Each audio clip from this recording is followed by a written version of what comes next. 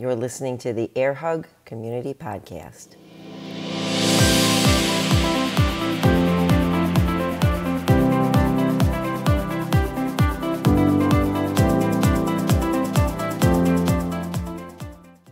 Hello and welcome. My name is Judy Arizosa, and I am the host of the Air Hug Community Podcast. And if you're new here, let me just tell you what we're all about. We are a community that believes supporting each other can be wonderful, and it helps improve the lives of others as well as our life.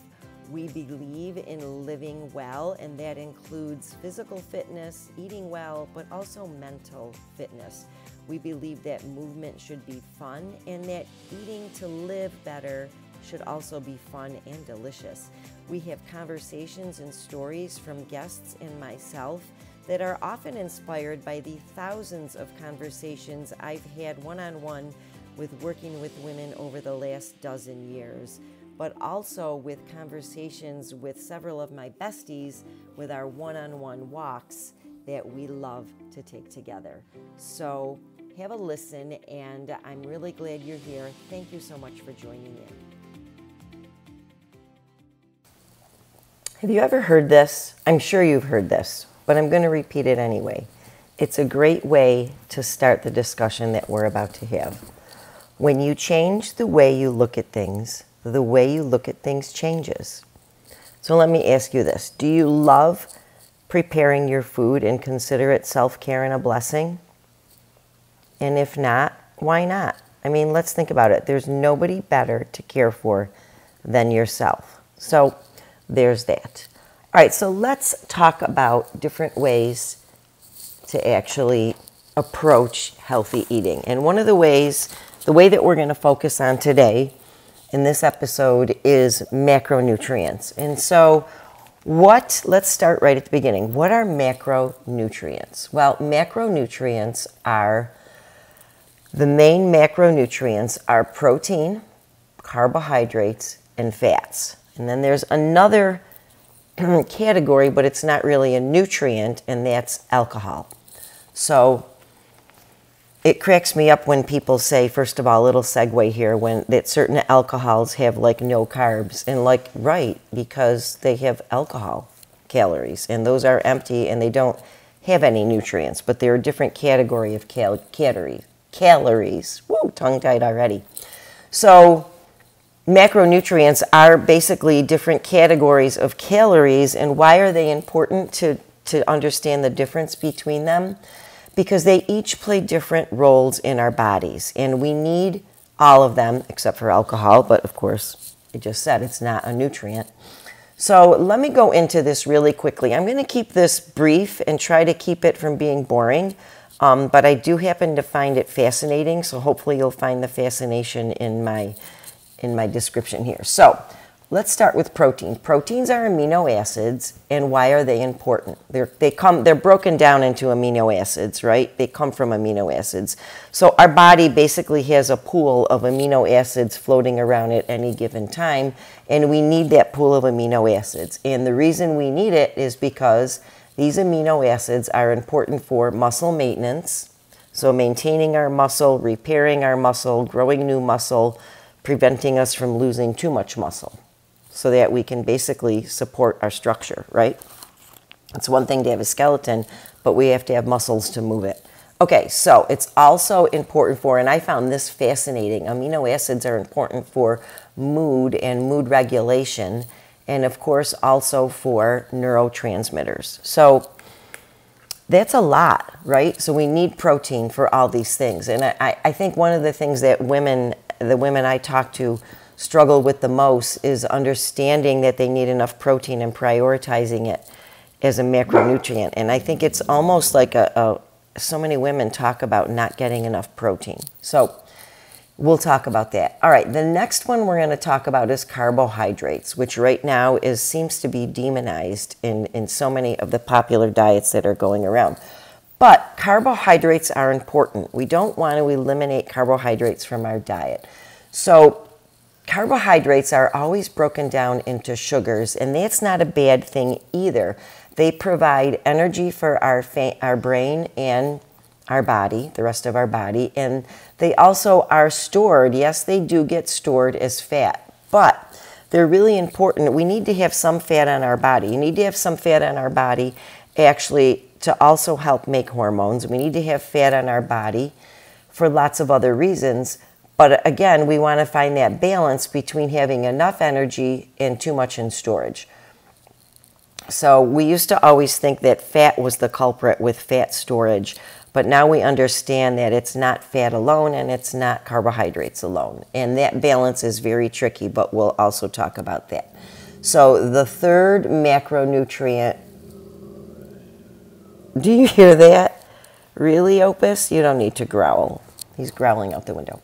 The third macronutrient is fat, and fat is broken down into fatty acids.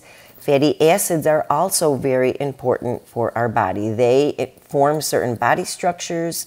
Examples are in our brain, our nerves, our cell walls.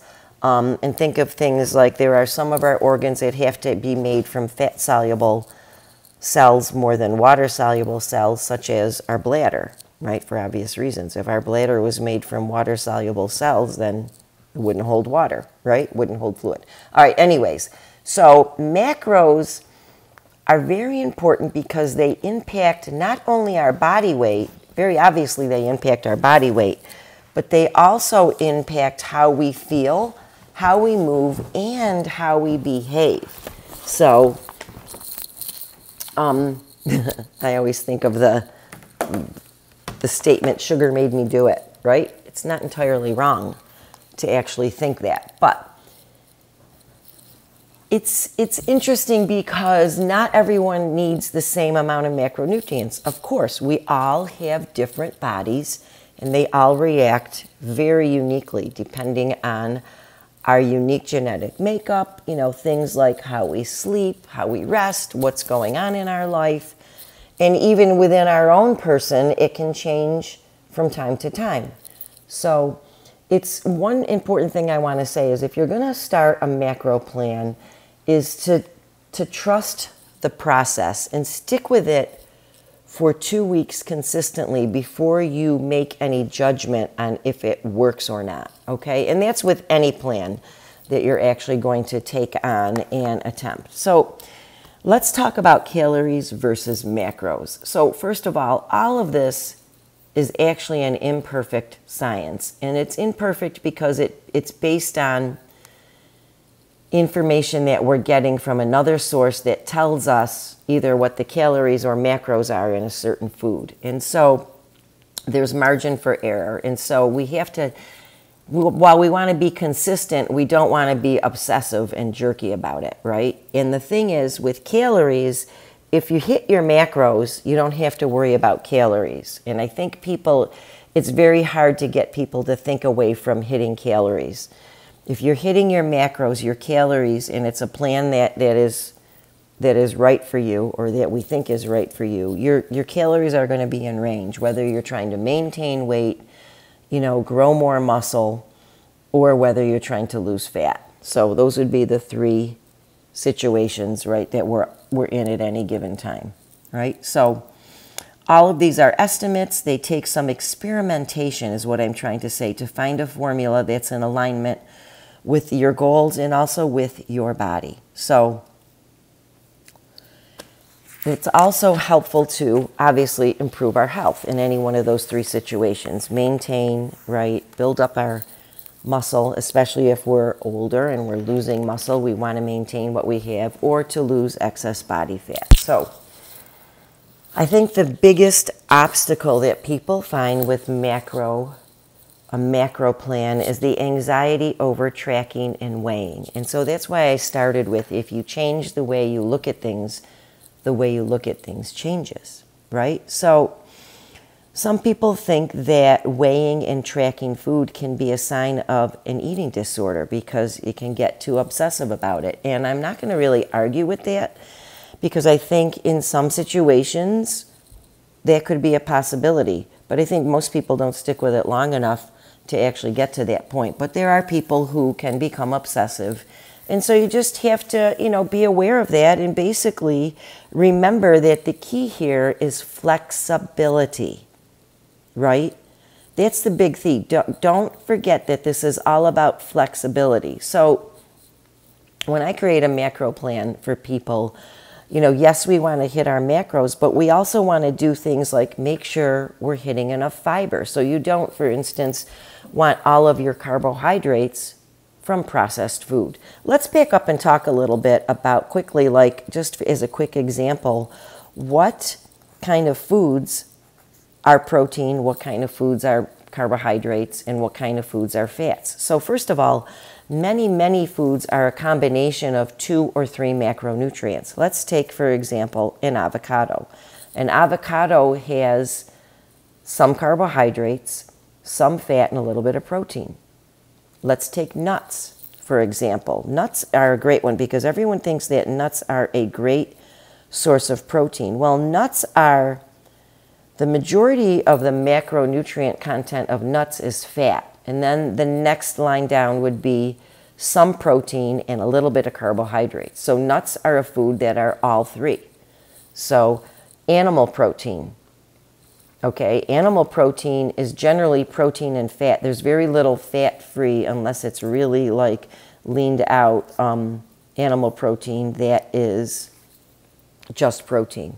Maybe some fish are, but now let's talk about vegetables and fruits. So carbohydrates are not just starches. All vegetables, anything that is a plant or has been a plant, has carbohydrates in it. So that includes fruit, that includes celery, that includes leafy greens. They just don't have a lot, right, compared to other foods. But what they do have is a lot of nutrients in them. So when you're planning out, for instance, your carbohydrates, you don't want them all to be things like starches. You want to have a variety, and that's why we talk about having half your plate full of vegetables, just to make sure you get your nutrients in there. So anyways, let me move on. So when you first try a macro plan, you're not going to be able to get your macros right off the bat. It's going to take some time to get actually dialed in and figure out how to eat. So, and figure out what works, like what you think might be a meal that'll balance your macros. When you go to log it, you're going to be like, oh, wow. So at the beginning, carbs and protein might be off by plus or minus 5. And that's usually what I say at the very beginning. Try to hit plus or minus 5. Fat, you want to hit like plus or minus 2. And we're talking in grams. So these things are measured in grams.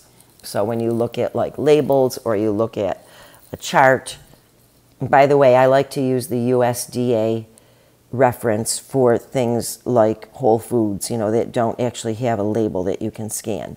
But let's go back. So it's going to take some time to get dialed in. Why do I say that fat is only plus or minus 2 and carbs and protein could be plus or minus 5?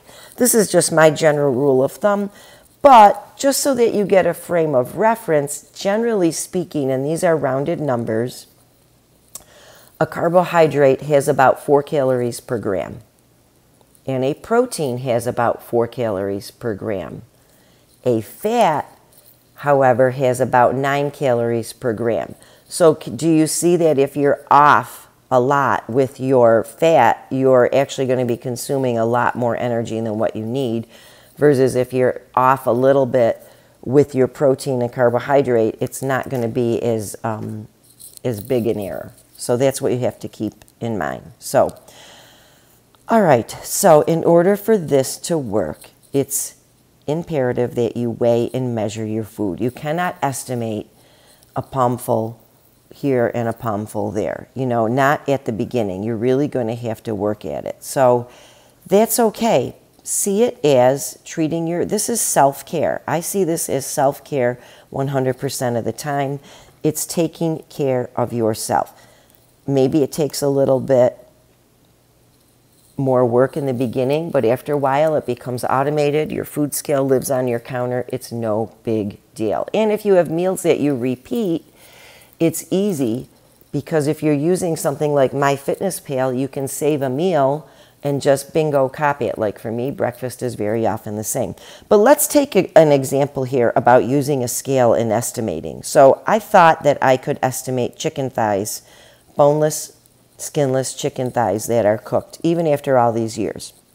I grabbed 2 the other day. I was sure they weighed 6 ounces. And they're kind of irregular in shape. And I'm like, well, they look kind of like my palm, Threw it on the scale, and they were actually 8 ounces. So that's why, like, if I'm home and I'm eating at home, I will always weigh and measure my food, and that's what I ask people to do who ask me to help them with a macro plan. Because even after, 25 years of weighing my food, I still can't estimate as well as we think. And none of us can. We all overestimate and underestimate to our advantage, all right? So that saying, if I have something like 1 gram of fat left in my day, here's the thing, we're not going to do all the math to figure out how to get it exactly. We're going to get as close as we can. But I've heard people post and talk about, well, I had like, 1 to 3, 3 grams of fat left or 5 grams of fat left. So I had a tablespoon of mayonnaise. Please don't be a jerk and do that. Just fine. There are days where you've probably been off a little bit. It's fine. You can leave it, So just keep that in mind. So let's talk about logging again with an app. There are many apps that you can use. My recommendation is to use MyFitnessPal. And if you want to go back and listen to episode, I think it's 50 on the 3 best apps for fitness, you can find all about MyFitnessPal and why I think it's so awesome. And I've been using it for a very long time. I think at this point more than 15 years. So anyways, consistently. Let's talk about consistency. In order for this to work, you have to weigh and track your food. And my rule is, again, I'm going to repeat this. If you're home, weigh and track your food, period. If you're out, if you're eating out, use your best skills, okay, period. Now, at the beginning, I would say don't eat out too much. And even sometimes when I find that my plan is not in alignment where I think my results are not in alignment where I think they are and I'm consistent, I'll look back and I'm like, well, how many meals did you eat out that meat? Because those are meals that you're estimated, and you don't know how much hidden fat is in food and other things. So again, plus think about like the chicken thigh example. It's not what we thought it was, right? So here's a little suggestion for how to navigate if you're using a macro plan. Reverse engineer your food. Reverse engineer your day. Most of us will think about our dinner. What are we having for dinner tonight? For me and for a lot of my clients, that's the thing that kind of varies the most, right? Breakfast and lunch might vary between, like there's a couple little things that you vary behind. That's easy. It's automated. You could put it in. For me, it's a repeat meal. But dinner might be a little bit different. So I might start logging my day ahead of time. I like to log it ahead of time. Like, all right, here's what I know I'm having for dinner this week. So I'll go ahead and I'll put like today's dinner in and maybe tomorrow's dinner in, and then I'll work backwards with. So in other words, chicken thighs. All right, maybe on Monday night we're going to have chicken thighs, broccoli, and a salad, just as an example, whatever. So I'll put that in. And then when it comes time to eat it, we'll cook the chicken thighs, I'll weigh them, we'll prepare the broccoli, I'll weigh it. Yes, I do monitor our salad dressing. I have a little homemade dressing that I make, and I do measure it and log it. And again, that's easy because that's kind of in there and it's a repeat. The other thing with MyFitnessPal, foods that come up often will show up at the top when you go to search. So it just becomes very easy and automated. And it's easy. It's habitually easy to do. So, again, you just have to think about it, right? So, that's kind of cool. So, reverse engineering kind of helps because you'll plop your dinner in. Maybe you already know your breakfast. It's one of your 2 breakfasts, and it's a repeat. You plop that in. Now you have a little bit of room to play with a lunch that's easy. Or maybe you start with one other meal, maybe your lunch, and you move on there. Whatever, you can just make it work for you. I find the flexibility to be very actually rewarding and easy. So after a while you get familiar with it, you could get a little complacent and get to the point where you're like, I don't have to weigh and measure. And I find that the times when that has happened are the times where all of a sudden the weight creeps back on, and it's like you think you're doing well, but you're not. So take it with a grain of salt. It's up to you how you want to do that, if you want to do that. So what I really like with logging ahead of time is that I'm like, all right, I already logged it, so I'm eating it, It's kind of like I've made the plan. I'm not going to undo good work. I've already taken the time to do that, so I'm not going to worry about it. So very quickly, I want to talk about nutrient timing because that can play a part in what's going on. So first of all, what is it? It's eating that revolves around your training if you're exercising. So you also want to consider meal frequency. What works for you? So nutrient timing basically means you're going to have the nutrients available pre and post workout that you need to actually optimize how your body uses them. All right? It's not too hard to do. Let's say you work out in the morning. So you may want to have a little bit of your carbohydrates, a little carbohydrate protein mini meal maybe before you work out and one after. You don't want to have too much fat in those two meals because fat slows down digestion, and you want to have quick digestion so that your muscles are going to get the available carbohydrates and protein when they need them. All right? So you cannot trick your body to burn calories by eating more frequently, by the way. This is something I want to say when people talk about meal frequency. 6 meals works better than 3.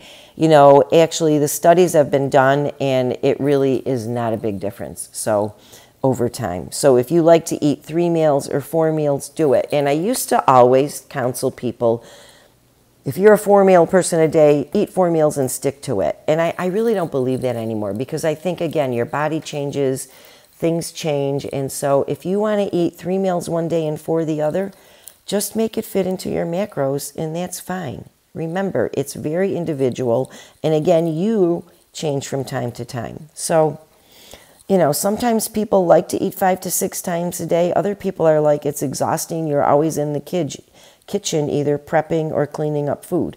So it depends on how you look at it. But I will say that meal frequency is not a predictor of success. Okay? So pick what works for you for convenience, consistency, accuracy, and flexibility. Eat when you're hungry. Stop when you're almost full. Yes, hit your macros. That's important. And I think it's more important than timing. Okay, so, got any questions? I would love to know. Let's remember one thing, that fiber is important and that hitting your micronutrients. Okay, wait a minute. What are micronutrients? Micronutrients are things like vitamins and minerals and things like prebiotics. So those are things. What are prebiotics? Prebiotics are things that actually feed the good organisms in our digestive system. If you're eating a varied and good diet with plenty of whole foods, including whole unprocessed foods, so lots of plant foods, you're getting enough prebiotics, okay? Do we get enough probiotics? What are probiotics? Probiotics are, just a quick little thing here, those are the good bacteria and organisms that live in our digestive system. Do most of us have a good balance of them? That's up for debate. You can think about taking probiotics. We'll talk about that at another time. But if you're having a whole macro plan and someone's planned it out for you, a professional, and you're working on it, the other thing to remember is, again, the more whole unprocessed food you eat, the better, because that's going to help you hit your micronutrients without thinking about it too much. That's why we say things like, fill half your plate with veggies. Okay, but Judy, didn't you talk about flexibility? Yes, I did. And here's the beauty of a macro plan. You can be flexible. So yes, most of the time you're aiming to eat maybe whole unprocessed food or food that is minimally processed. I'm not saying don't ever eat pasta, for instance. Okay, but what about if you want dessert? Okay, great. You can have dessert. Maybe you want that brownie, right? Or whatever. Go out for ice cream. Figure out the macros, pop it in there. It's easy to do. And maybe that day, you're eating a little less of something else and you're going to enjoy that dessert and you're going to move on. Most of the time you're eating, right, minimally processed or whole foods. And once in a while you throw in a treat. And that's the flexibility and the beauty of a macro plan. That's the quick down and dirty on macros. When it comes down to it, it's just another method to help with portion control. But I do happen to think it's a great method for actually eating well and getting, as long as you don't ignore the fact that whole food, and a lot of plant food is great. I'm not saying you have to be a vegan or a vegetarian. You can make any kind of lifestyle fit, if you prefer more meat, whatever, but you can't ignore the plants. So, got any questions, feel free to hit me up. I will put my contact information in the show notes. And that's it. Thank you so much for joining me today. And remember, if you're struggling with motivation, you can grab my free Manifesting Motivation Masterclass, and I'll pop that in the show notes too, because ultimately all of this begins with our perspective on, can we live this way? And that's up to you. So thank you very much and have an awesome day. I will see you back here next Tuesday on the Air Hug Community Podcast. Remember to hit subscribe and leave a review on Apple, because Apple loves it when we do that. So we are on a quest to get a lot of reviews on Apple. All right, ta-ta for now.